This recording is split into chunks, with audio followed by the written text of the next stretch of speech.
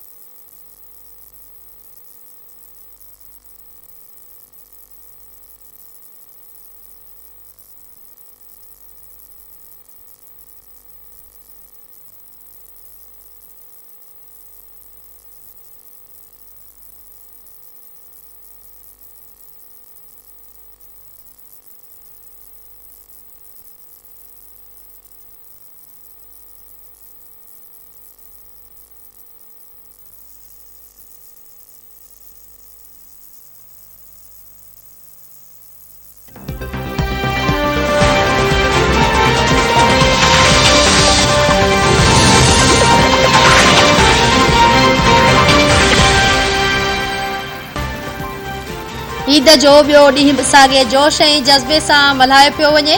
हिक ॿिए सां ईद मिलण जो सिलसिलो जारी। घरनि में मुख़्तलिफ़ क़िस्मनि जा खाधा तयार करे महिमाननि जी ख़ुशामद कई पई वञे।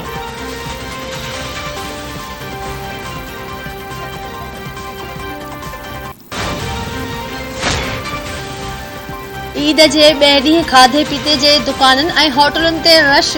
औरतूं घरनि में मसरूफ़। नौजवान पंहिंजे दोस्तनि सां गॾु घुमण फिरण लाइ निकिरी विया त ॿारनि वरी तफ़रीही मागनि ऐं पार्कनि जो रुख़ करे वरितो।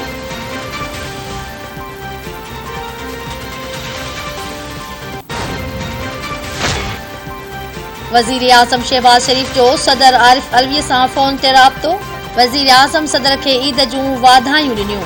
अॻूणे सदर आसिफ अली ज़रदारी ऐं पीपल्स पार्टी चेयरमैन बिलावल भुट्टो ज़रदारी खे बि फ़ोन ते ईद जी मुबारक ॾिनी। शहबाज शरीफ़ JUI सरबराह मौलाना फज़लुर रहमान सां फ़ोन ते राब्तो करे ॻाल्हि ॿोल थी। मौलाना वज़ीर आज़म खे सऊदी जे कामयाब दौरे ते वाधायूं ॾिनियूं।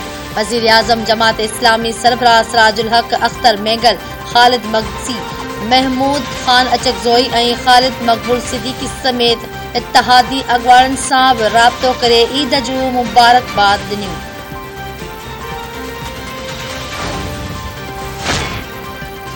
वज़ीर आज़म शहबाज शरीफ़ पारां सर्विसिस चीफ खे ईद जूं वाधायूं। Chairman joint chief of staff committee general Nadeem Raza, army chief general Qamar Javed Bajwa, naval chief admiral Mohammad Amjad Niazi ऐं air chief marshal Zahid Ahmed Babar खे ईद मुबारकूं ॾिनियूं।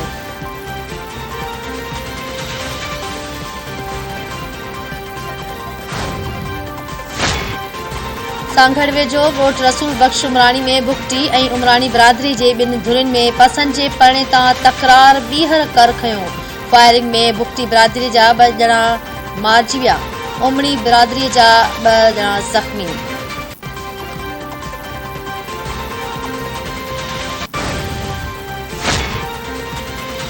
सिंध जे मुख़्तलिफ़ शहरनि में रोड हादसनि दौरान 3 माण्हू हयातियूं विञाए वेठा। 32 ॼणा ज़ख़्मी। जामशोरो वेझो 2 धार रोड हादसनि में 19 ॼणा ज़ख़्मी। इस्पताल मुंतक़िल। सेवण वींदड़ ज़ाइरिन जी वैन कल्टी थियण सबबि औरतुनि ऐं ॿारनि समेत 15 ॼणा ज़ख़्मी। लाड़काणे वींदड़ वदे जी वासिन जे बोलान कल्टी, औरतुनि समेत 4 ॼणा ज़ख़्मी। कराची में मवाज ॻोठ लॻ बस कल्टी, 8 मुसाफ़िर ज़ख़्मी। इस्पताल मुंतक़िल। सेठारजा वेझो पुलिस मोबाइल जो मोटरसाइकिलनि खे टक्कर, 4 ॼणा ज़ख़्मी। नवाब वली मोहम्मद में कार जे टक्कर में रोड पार कंदड़ पीरसन चीभाट फोत। वाजी फावड़ वेझो गुज़िरियल ॾींहुं रोड हादसे में ज़ख़्मी थियल नीगर इस्पताल में दम ॾेई छॾियो। वाही पांधी लॻ गोरख वींदड़ सयाहनि सां हादिसो, 1 ॼणो फोत, ॿियो ज़ख़्मी।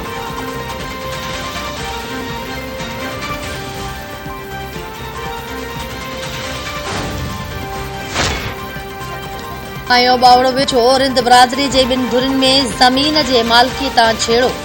लठियूं ऐं कुहाड़ियूं लॻण करे 8 ॼणा रतो रत इस्पताल मुंतक़िल।